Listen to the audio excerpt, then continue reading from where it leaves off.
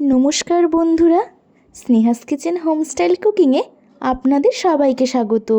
আজকের রেসিপি হলো চিংড়ি পটলের দোরমা। তো চলুন সম্পূর্ণ রেসিপিটি দেখে নেওয়া যাক।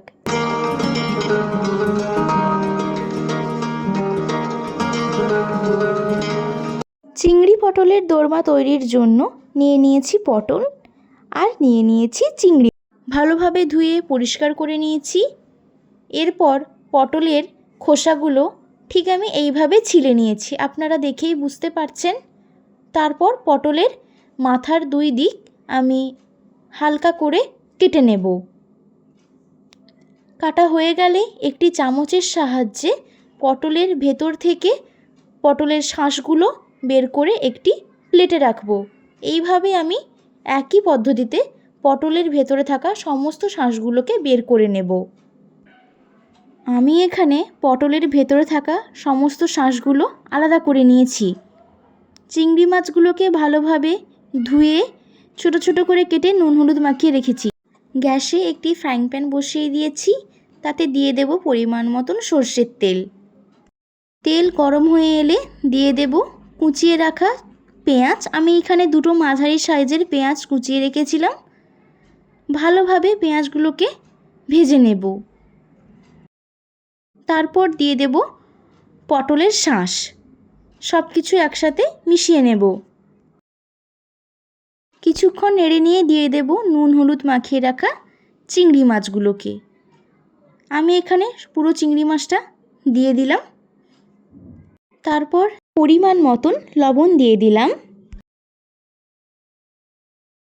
ভালোভাবে মিশিয়ে নিয়ে দিয়ে দিলাম 1 চামচ হলুদ গুঁড়ো, 1/2 চামচ লঙ্কার গুঁড়ো। সব কিছু ভালোভাবে মিশিয়ে নেব এবং কিছুক্ষণ সময় ধরে ভেজে নেব। আর আমি দিয়ে দিলাম কাশ্মীরি লঙ্কার গুঁড়ো। আপনাদের ইচ্ছে হলে আপনারা দিতে পারেন, আবার নাও দিতে পারেন।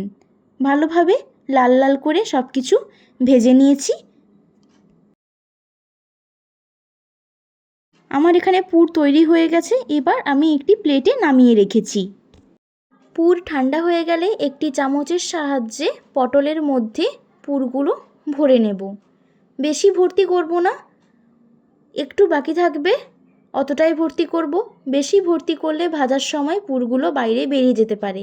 এইভাবে আমি সমস্ত পটলের ভিতরে পুরগুলো ভরে একটি প্লেটে রেখে দেব। পটলগুলো ভেজে নেব। তার জন্য ফ্রাইং প্যানে দিয়ে দেব পরিমাণ মতন সর্ষের তেল। তেল ভালোভাবে গরম হয়ে এলে তেলের মধ্যে দিয়ে দেব 1/2 চামচ মতন হলুদ গুঁড়ো এবং 1/2 চামচ মতন লবণ। ভালোভাবে সব কিছু তেলের মধ্যে মিশিয়ে নেব। তারপর একে একে সমস্ত পটলগুলোকে তেলের মধ্যে ভাজার জন্য দিয়ে দেব। পটলগুলোকে উল্টে পাল্টে হালকাভাবে ভালো করে ভেজে নেব। বেশি লাল লাল করব না। পটলগুলোকে আমি এখানে ভালোভাবে ভেজে নিয়েছি। এরপর একটি পাত্রে তুলে রাখব। ওই একই ফ্রাইং প্যানে আমি পরিমাণ মতন সর্ষের তেল দিয়ে দিলাম। তেল ভালোভাবে গরম হয়ে এলে দিয়ে দেব গোটা গরম মশলা। আমি নিয়েছি দারচিনি, লবঙ্গ, এলাচ, আর দিয়ে দেব 2টো শুকনো লঙ্কা, আর দেব 1/2 চামচ মতন সাদা জিরে। সব কিছু ভালোভাবে ভেজে নেব। ভাজা হয়ে গেলে দিয়ে দেব রসুন বাটা। রসুন বাটাটাকে ভালোভাবে লাল লাল করে ভেজে নেব। আমি এখানে দিয়ে দেব পেঁয়াজ বাটা। একটা বড় সাইজের পেঁয়াজ বেটে রেখেছিলাম। তারপর ভালোভাবে পেঁয়াজটাকে লাল লাল করে ভেজে নেব। আমি এখানে অ্যাড করছি আদা বাটা।